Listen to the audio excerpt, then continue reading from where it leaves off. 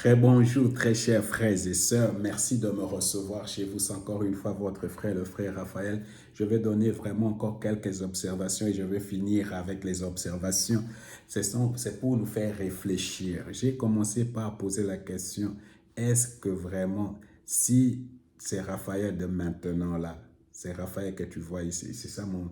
Vraiment, est-ce que tu pourrais le marier il y a 20 ans? Est-ce que tu pourrais le marier il y a 30 ans? Parce qu'à 30 ans, il n'était pas comme il est aujourd'hui. Alors, je constate seulement que beaucoup de femmes, vraiment, ok, c'est mes expériences sont beaucoup plus ici, tu vas voir, elles sont jalouses des femmes blanches. Hein. Pourquoi? Parce que beaucoup de femmes blanches sont mariées à des hommes noirs. Alors j'étais invité quelque part. Tu vois, les gens réagissent vraiment bizarrement, tout ça. Pourquoi? Parce que tout le monde dit ça. Ah, ça c'est un bon homme, ça c'est un bon homme, ça c'est un bon homme, ça c'est un bon homme. Et je l'écoute parce que les gens le disent. Alors ils haïssent ma femme, qui est blanche. Mais cette femme-là, elle m'a accepté telle que j'étais. Elle est venue pour qu'on construise quelque chose ensemble. Elle ne m'a jamais posé la question de savoir d'où je viens, quelle est la couleur de ma peau, combien je gagne. Pour elle, le plus important, on va construire quelque chose d'important. On va construire un foyer ensemble. On va construire une famille ensemble. Alors que nous, dans nos critères, ce sont les revenus, ce sont les ethnies, et tout ça. Et c'est pourquoi beaucoup, quand tu regardes l'histoire des Noirs, nous sommes la race qui se marie beaucoup plus en dehors de notre race ou de notre région. Pourquoi? Parce que nos femmes, ou nous-mêmes, moi je parle des femmes, elles ont des critères qui sont irréalisables. Elles ont des critères qui sont irréalisables. Une autre chose que je constate, beaucoup de sœurs et de frères, tout au moins beaucoup de sœurs sont dans l'illusion. Ils ont des images d'un mariage parfait qui n'existe pas. Alors, il faut savoir que dans le royaume de Dieu, il n'y a pas de divorce. Alors, quand on se marie, on se marie pour l'éternité. Il n'y a pas de divorce dans le royaume de Dieu. Alors, il faut savoir, comment je peux dire, beaucoup, c'est comme, beaucoup, le mariage, c'est comme un gâteau, n'est-ce pas? Alors, pour faire un gâteau, tu as besoin des ingrédients. Tu as besoin de la recette et des ingrédients. La recette est déjà là, les ingrédients sont déjà là, mais il faut d'abord faire le gâteau. Pour faire le gâteau. Alors, les problèmes, ce n'est pas les gâteaux. Les problèmes, c'est de trouver les bons ingrédients et de suivre la recette pour arriver au bon résultat. Ouais. Alors, c'est ça le problème. Alors, il y a souvent, par exemple, tu as des sœurs dire, en tout cas, moi, je n'ai pas besoin d'un homme. Je ne sais pas si vous avez déjà entendu quelque chose comme ça. Moi, je n'ai pas besoin d'un homme.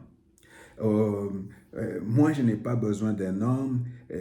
Je suis une femme forte, je suis une femme indépendante. Moi, j'aime les femmes fortes, j'aime les femmes indépendantes. Mais bien que tu sois forte, bien que tu sois indépendante, c'est les mensonges du féminisme. Tu as toujours besoin d'un homme. Alors, la première chose aujourd'hui, ma sœur, il faut vraiment revoir. Parce que cette parole qui sort de ta bouche, je n'ai pas besoin d'homme, c'est une malédiction sur ta vie. Tu as, bien que tu sois indépendante, bien que tu sois forte, bien que tu sois éduquée, tu as toujours besoin d'un homme dans ta vie parce que Dieu t'a créé femme. Tu comprends? Alors, souvent, les problèmes, c'est que et là, je parle seulement, par exemple, de femmes noires. Hein. Souvent, on dit souvent d'elles qu'elles ressemblent aux hommes. Elles prennent les apparences des hommes. Elles sont très combatives, très agressives, très éduquées. Et très éduquées, pourquoi? Parce qu'elles veulent devenir indépendantes. Alors, il ne faut pas oublier que bien que tu sois médecin, bien que tu sois avocate, bien que tu sois magistrat, bien que tu sois riche et commerçante et tout ça, avant tout, tu es une femme et que tu as besoin d'un homme dans ta vie. Alors, il ne faut pas non plus se marier par plaisir. Alors, souvent, les gens qui se marient par plaisir se posent la question, est-ce qu'il est capable de payer la dot? payer la dot. Et souvent, la dot, elle est exorbitante, plusieurs milliers de dollars. Euh, euh, et pourtant, cet homme, parce qu'on se marie par plaisir, hein, on se marie par plaisir, le foyer sera transformé à un champ de bataille où tout le temps il y a des querelles. Ah, tu sais, mon frère, j'insiste, ma soeur, j'insiste, tu as besoin des hommes qui te respectent, un homme qui veut construire avec toi, un homme qui t'aime, qui te respecte. Tu as besoin d'un complice. Oh, un homme avec une femme avec qui tu es vraiment dans la complicité, un homme qui te considère, un homme avec qui tu peux réaliser les choses, un homme qui te donne envie du mariage. Tu comprends? Et cet ami peut être un ami de l'écodime, il peut être un ami de l'école primaire. Et souvent, quand tu as sa présence, quand vous blaguez, quand vous plaisantez, tout ça, vraiment, ça fait une ambiance. Et même quand il vient dans la famille, tu sens que vraiment... Mais beaucoup de nos sœurs ne veulent pas des hommes comme ça. Ils veulent des playboys. Ils veulent des gens qui viennent raconter des histoires, à dormir debout et des choses comme ça. C'est pourquoi il faut revoir la copie. Alors, je vais finir par l'observation des femmes et des hommes qui cherchent à se valider. Ok. Vous savez, quand un homme et une femme cherchent à se valider, je ne sais pas comment je vais vous raconter ça. Quand j'étais à Pékin, il y a une sœur qui voulait me marier, une sœur d'un pays africain qui me trouvait intéressant. Elle parlait avec moi. Elle m'en a vraiment parlé. C'est la première fois qu'une femme vraiment parle, mais parle vraiment que non, Rafa, je t'aime, tu es vraiment comme ça. Mais non, vraiment, la femme là m'a parlé comme ça, qu'elle voulait me marier. Oh, c'est rare, hein? Mais c'est quelqu'un d'un autre pays, hein, africain par ailleurs. Hein. Alors, mais j'étais étonné, mais elle a dit quelque chose, parce que ses parents sont morts dans un génocide quelque part. Alors, cette femme-là va me dire, mais moi, je veux que tu sois mon papa, parce que moi, j'ai perdu mon papa et j'ai perdu ma maman. Alors, il faut que je devienne son papa et son maman. Maman. Moi, je n'ai pas, tu ne cherches pas un papa. Tu ne cherches pas une maman, tu cherches un homme. Alors, beaucoup de frères et sœurs ont subi des atrocités, ont subi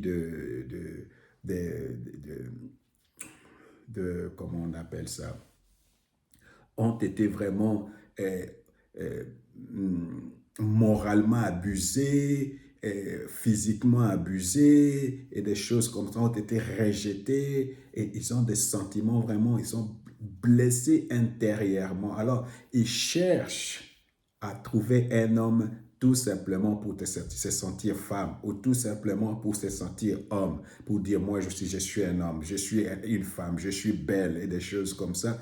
Et mon frère, tu n'as pas remarqué que chaque fois, quand tu fais même l'amour après, parce que tu cherches la validation, après tu te sens mal à l'aise, tu n'es pas heureux. Alors, on ne se marie pas pour trouver, pour se valider. On ne se marie pas pour, assouvir, ou je ne sais pas comment on dit, pour tout simplement relever une certaine douleur. On ne le fait pas. On ne se marie pas pour ça. C'est pourquoi beaucoup de gens cherchent, beaucoup de jeunes sœurs, beaucoup de jeunes frères cherchent à faire l'amour ou à trouver un homme tout simplement pour oublier toute cette douleur-là qu'on a vécue. Et là, ça va tourner mal. Alors, si tu te sens tué, tu te sens vraiment coupable, il faut savoir que la Bible dit il n'y a plus de culpabilité, il n'y a plus de sueur pour tous ceux qui sont en Jésus-Christ. Tu dois seulement confesser ce péché-là et Dieu va te le pardonner. Mais on ne se marie pas tout simplement pour guérir intérieurement. Non, on ne se marie pas pour ça. D'abord, avant d'aller dans les mariages, tu dois déjà être complètement guéri. de ces douleurs intérieures, de tout cela. Voilà, j'ai donné quelques éléments ou quelques observations personnelles. Tu peux en ajouter. La première, il faut cesser d'avoir des listes irréalisables, des critères irréalisables. Tu dois chercher quelqu'un qui te respecte et qui t'aime et pas un playboy. Tu dois cesser de dire « j'ai pas besoin d'homme ». Tu ne cherches pas à te marier par validation. Et d'autre part, il faut arrêter d'avoir des préjugés sur les hommes. Oh, les hommes sont méchants, les hommes sont comme ça, les hommes...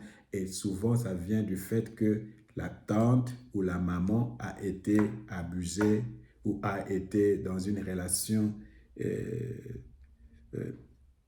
qui n'a pas bien fonctionné avec son mari. Et toi, tu rapportes ça sur l'homme. Alors, voici quelques critères, ou tout pas des critères, quelques observations que je voulais partager avec vous. Que le Seigneur vous bénisse.